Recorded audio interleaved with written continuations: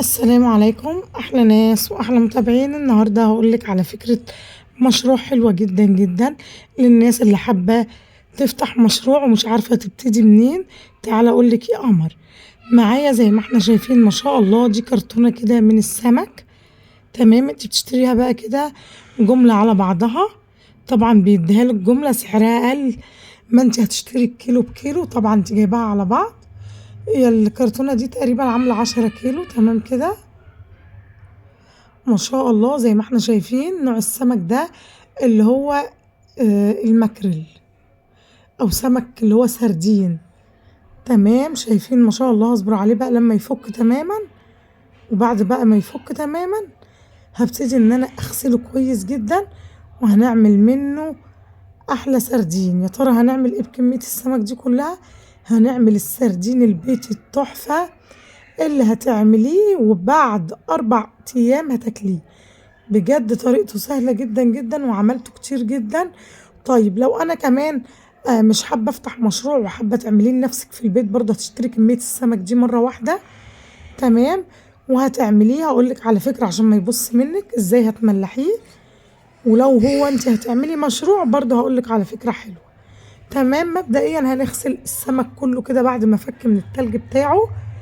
هنغسله كله تحت الحنفية. تاخدي سمكية سمكية كده تمشيها تحت الحنفية. تمام، بس اوعي تفتحي الخياشيم بتاعتها خالص. وبعدين تضيفي راس السمكة لتحت كده في المصفى، وديل السمكة ناحية فوق. تمام، بالمنظر اللي احنا شايفينه ده.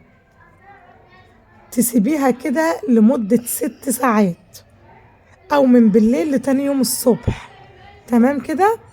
بعد كده هنبتدي ان احنا ناخد كل كيلو سمك نوزنه لوحده. ادي كيلو على الميزان اهو، وناخد كيلو سمك نوزنه لوحده. تمام، حسب الاكل عندك، يعني لو بتاكلي في المرة نص او كيلو اوزني على قد الاكل. تمام، معايا كيلو اهو على الميزان. تمام، وبقى جاهز معايا. بعد كده هحضر معايا ملح. طيب لو انا هعمل كيلو بس، الكيلو له 4 معالق ملح ومعلقة شطة ومعلقة بابريكا. لكن انا هعمل ما شاء الله كمية 10 كيلو، فهضيف لها حوالي كيلو من الملح لان الكيس اللي معايا ده 2 كيلو. تمام كده. وهضيف بقى شوية بابريكا كده عشوائي، لاني انا كنت جايبة حبة كده على بعضهم ب10 جنيه فضفتهم، وكنت جايبة شطة برضو ب10 جنيه ضفتهم. تمام، يبقى احنا كده ضفنا كيلو من الملح وشطة وبابريكا. تمام، يعني حوالي 5 6 معالق كده من البابريكا على 5 6 معالق من الشطة. كمية كبيرة، يعني أنا جايبة ب10 جنيه وب10 جنيه صراحة وضفتهم كلهم. والملح الكيس اللي معايا ده كله ب10 جنيه، أخدت نصه والكيس مكتوب عليه 2 كيلو. فأنا كده خدت حوالي كيلو ملح. وهنقلب بقى المكونات دي كلها كده في قلب بعضها بالمنظر اللي انتوا شايفينه ده. تمام، ومعايا بقى كيلو السمك اللي انا وزناه على الميزان جاهز معايا. والاكياس اللي هي بتاعه التخزين دي اكياس بتتباع عند الناس اللي هم بتوع مستلزمات الحلويات والاطباق البلاستيك واطباق الفويل والحاجات دي. تمام، دي الاكياس اللي احنا بنضيف فيها لبن وبتخزنيه في الفريزر او بتخزني فيها اي حاجه. والكيلو بعد ما اتوزن على الميزان اهو، هبتدي ان انا اخد سمكيه سمكيه واملحها بالمنظر اللي انتوا شايفينه ده. وجوه الكيس ضفت شويه برضو ملح من اللي احنا محضرينه، اللي هو ملح على بابريكا على شطه. تمام، وهبتدي ان انا اضيف سمكيه سمكيه بالمنظر اللي انتوا شايفينه ده، ولا هفتح بقى الخياشيم ولا الكلام ده كله اهو. تمام كده. هنرص رصه من السمك عكس عكاس، يعني رصيت الراس هنا مثلا، بعد كده هعكس واخلي الراس مكان الديل والديل مكان الراس بالطريقة اللي احنا شايفينها دي. حركة اسمها عكس عكاس. تمام، زي ما احنا شايفين ما شاء الله. بعد ما مليت الكيس بقى كله كده، في النهاية خالص بضيف على الوش رشة كده برضو تاني من الملح على شطة على البابريكا، وربع كوباية من الزيت لكل كيلو. زي ما احنا شايفين اهو، ربع كوباية من الزيت للكيلو، كيلو سمك اللي قدامكم ده.